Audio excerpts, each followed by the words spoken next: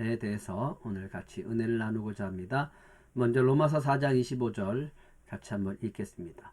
예수는 우리가 범죄한 것 때문에 내줌이 되고 또한 우리를 의롭다 하시기 위하여 살아나셨느니라. 아멘.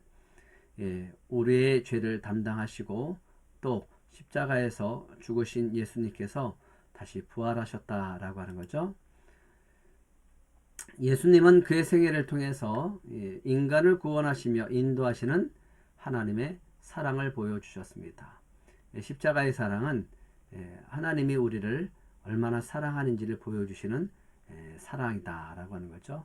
이러한 사랑, 하나님의 사랑은 십자가 위에서 일어난 예수의 죽음을 통해 더욱더 분명히 드러났습니다. 결국 예수님께서 이 땅에 오신 것은 죽음까지도 불사하시는 뜨거운 사랑의 실천이었던 것입니다.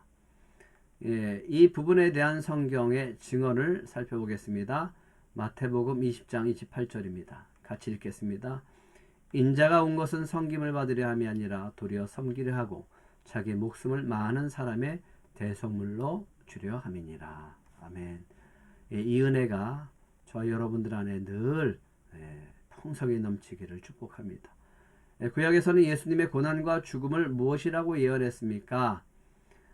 아래 손글을 보고 기록해 봅시다. 세상 죄를 지고 가는 어린 양, 즉 고통의 십자가를 지심으로 말미암아 세상을 구원하실 것임을 예언하고 있습니다. 이사야 53장 1절부터 12절까지 여러분들이 읽어보시는데요. 특별히 우리 6절을 한번 같이 읽어볼까요? 우리는 다 양 같아서 그릇 행하여 각기 제 길로 갔거늘 여호와께서는 우리 모두의 죄악을 그에게 예수님에게 담당시키셨도다. 10절에 보면요. 여호와께서 그에게 상함을 받게 하시기를 원하사 질고를 다하게 하셨은즉 그의 영혼을 속건제물로 드리기에 이르면 그가 씨를 보게 되며 그의 날은 길 것이요 또 그의 손으로 여호와께서 기뻐하신 뜻을 성취하리로다. 그가 자기 영혼에 수고한 것을 보고 만족하게 여길 것이라. 나의 의로운 종이 자기 지식으로 많은 사람을 의롭게 하며 또 그들의 죄악을 친히 담당하리로다. 그러므로 내가 그에게 존귀한 자와 함께 몫을 받게 하며 강한 자와 함께 탈취한 것을 나누게 하리니 이는 그가 자기 영혼을 버려 사망에 이르게 하며 범죄자 중 하나로 헤아림을 받았음이니라. 그러나 그가 많은 사람의 죄를 담당하며 범죄자를 위하여 기도하였느니라. 이것이 십자가의 고난과 또 고통과 죽음에 대한 예언이 그대로 이루어지고 있음을 보여주고 있습니다. 사실 예수 그리스도의 죽음은 너무나도 어처구니 없는 불법의 연속이었습니다. 거짓 증언, 원칙을 무시하는 절차, 빌라도조차 발견하지 못한 제목이었습니다. 무죄죠. 죄가 없었습니다. 사실상 예수님을 배척하려는 유대인들과 무지한 다수의 군중에 의해 예수님께서는 억울하게 죽임당하신 것입니다. 신약 성경의 사회적 배경에도 나왔듯이 당시 유대 사회는 종교가 사회를 지배하는 사회 체계를 이루고 있었습니다. 유력한 대제사장들은 로마 총독의 묵인하에 실질적인 지배권을 유지하고 있었고 사람들을 살리고 죽이는 재판권까지 가지고 있었습니다. 예수님을 죽이기로 모의한 유대인들은 저녁 시간에 기습적으로 그것도 6월절 절기가 끝나지 않은 상황에서 겟세마네 동산에 예수님을 잡아들입니다. 그리고 자신들의 최고 재판기구인 산헤드린 공회에 예수님을 즉각적으로 기소합니다. 그러나 이 산헤드린 공회가 확인할 수 있었던 유일한 예수님의 제목은 자신이 바로 그리스도임을 인정하는 참남한 죄, 신성 모독죄였다라고 하는 거죠. 밤이 지나서 이들은 사형 집행을 하기 위해서 로마 총독 빌라도의 관저로 예수님을 끌고 갑니다. 예수님께서 십자가에 달리신 것은 의대 전역으로 알려질 시간적인 여유조차 없었습니다. 이러한 상황을 미뤄볼 때 얼마나 다급한 상황이었는지 이해할 수 있었습니다. 빌라도 앞에 선 예수님은요 담담하게 자신을 변호하셨고 빌라도 역시 실질적인 죄목을 발견하지는 못했습니다. 그러나 성난 유대 군정의 밀란을 우려한 빌라도는 비겁하게 자신의 책임을 유대인들에게 떠넘긴 채 바라바 대신 예수님을 십자가에 달 것을 명합니다. 결국 그는 사도신경에 매번 등장하는 역사적 아주 치욕적인 일을 함으로써 지금도 우리의 입을 통해서 고백되어지고 치욕을 당하고 있습니다. 그리고 예수님께서는 골고다 언덕으로 끌려가셔서 십자가 위에서 그 유명한 7마디를 남긴 채 돌아가십니다. 가상 칠언이죠. 십자가의 길, 이거는 여러분들이 한번 읽어보시기 바랍니다. 그러고 나서 부활하십니다. 예수님께서 십자가에서 죽으신 것은 죄로 인해 하나님과 원수가 된 우리 사람들에게 구원의 길을 열어주기 위함이었습니다. 예수님 십자가에서 돌아가셨습니다. 그러나 그분은 다시 부활하셨습니다. 자신이 미리 예언하신 것처럼 사망 권세와 음부의 권세를 이기시고 영광의 부활, 승리의 부활을 이루신 것입니다. 부활하신 예수님께서 베드로 또 12제자 500여 명의 제자들 또 야고보고 또 모든 사도 바울 등에게 나타나셨으며 지금도 살아서 역사하고 계십니다. 예수님처럼 죽음을 정복하고 무덤에서 부활한 사람은 아무도 없습니다. 세상의 모든 종교 창시자들은 다 죽었습니다. 불교의 부처도 죽었고 힌두의 브라마신도 죽었으며 마호메트도 죽었고 공자도 죽었습니다. 그들의 몸은 썩은 지 오래되었고 다만 그들이 죽어서 누워있는 무덤만을 성지라고 자랑하고 있습니다.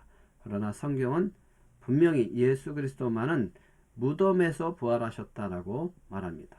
그리고 지금도 살아 계셔서 역사하신다라고 말씀하고 있습니다. 이것이 바로 우리의 신앙의 골격이라고 할 수 있습니다. 예수님의 부활이 분명한 역사적인 사실인 성경적 근거는 무엇입니까? 게바를 비롯한 12제자들의 증언과 500여 명에 넘는 목격자들의 증언이 모두 일치한다라고 하는 것. 그리고 부활이라는 기적이 없다면 결코 초대교회의 놀라운 성장이 있을 수 없다는 논리적인 근거에 있습니다. 부활의 확실성과 그 의미, 예수 그리스도의 부활은 많은 증거를 가진 역사적 사실이며 세계 역사에 있어서 가장 중요한 사건입니다. 부활은 이미 예수님 탄생 1000년 전에 다윗을 통해 예언된 것이었으며 예수 그리스도의 자신이 예언한 바 있고 또 11사도가 증거하였으며 바울이 보았고 또 500여 형제들이 일시에 부활하신 예수님을 목격했습니다. 특히 바울은 부활하신 예수 그리스도를 목격하고 난 후에 복음 전파를 위해서 그의 일생을 바쳤고 예수님의 제자들도 이 사건을 계기로 완전히 달라지게 되어졌습니다. 예수님의 부활 이후 제자들에게 나타난 담대한 모습은 제자들이 분명히 예수님의 부활을 목격하였음을 뒷받침하는 증거가 되고 있습니다.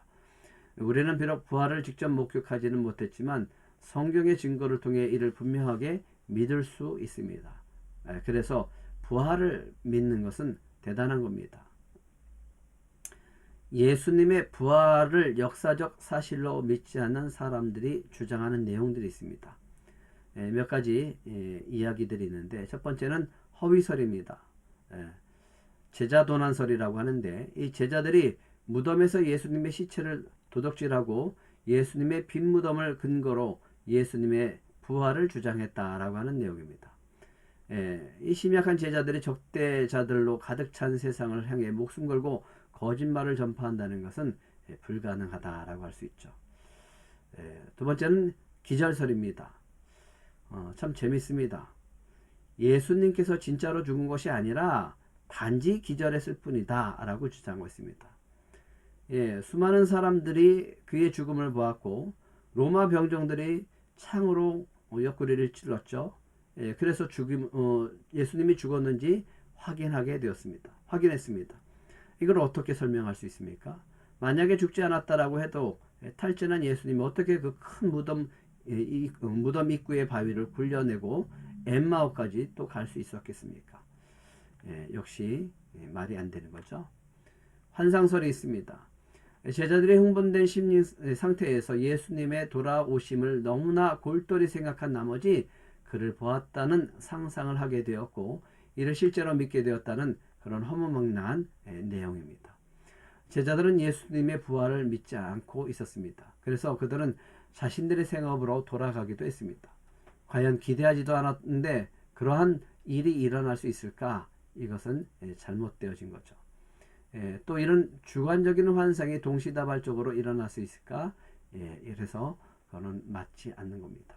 이외에도 여러 가지 설들이 있습니다. 하지만 예수님은 분명히 부활하셨고 부활한 예수님은 많은 사람들에게 보이셨습니다. 그것이 증거였고 또 그것이 성경으로 기록되어져 있고 그것을 믿지 않는다면 우리는 다 헛된 것을 믿을 뿐입니다. 그리스도의 부활을 믿는 신앙은 우리 역시 그분과 같이 부활할 수 있다는 소망을 갖게 합니다. 따라서 부활신앙은 우리의 삶의 목적과 방향을 완전히 변화시킬 수 있는 능력을 가지고 있습니다. 예수님께서 우리를 위해 죽으신 후에 다시 살아나지 못하셨다면 우리에게는 어떤 문제가 발생할까요? 그리스도의 부활이 없다면 우리의 모든 신앙은 그 존재 기반이 사라진다라고 하는 겁니다. 여전히 죄악의 문제를 해결하지 못하는 이 비극적인 삶을 살아가게 된다라고 하는 것이죠. 예수님의 부활은 세상사 가운데 가장 의미 있는 사건입니다.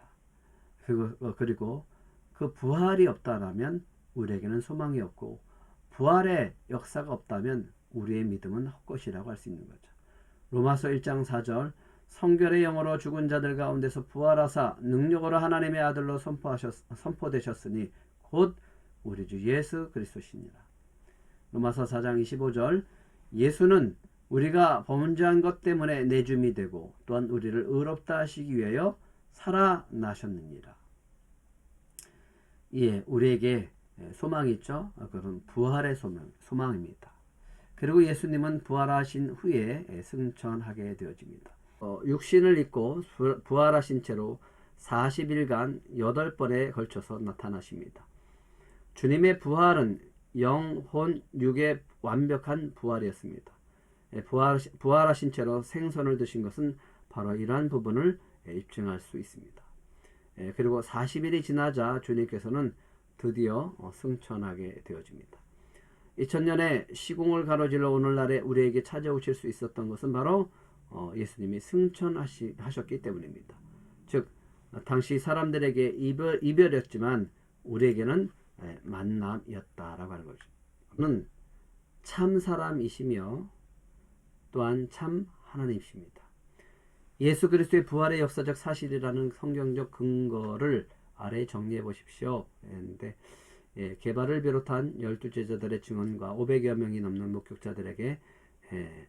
목격자들이 증언하고 있다라고 하는 거죠. 그런데 그 모든 것이 일치한다. 부활이라는 기적이 없다면 결코 초대교회의 놀라운 성장이 있을 수 없다는 논리적 근거입니다. 예수 그리스도는 이 세상에 완전한 삶을 사셨습니다. 이 세상의 죄 때문에 십자가에서 죽으셨습니다. 예수님은 육신을 입고 부활하셔서 40일간 8번에 걸쳐서 나타나십니다. 주님의 부활은 영, 혼, 육의 완전한 부활입니다. 예수 그리스도는 다시 살아나셨습니다. 예수 그리스도를 믿게 될 때 당신 개인이 변하고 이 세상이 변하게 되어집니다. 오늘은 여기까지 하겠습니다. 수고하셨습니다.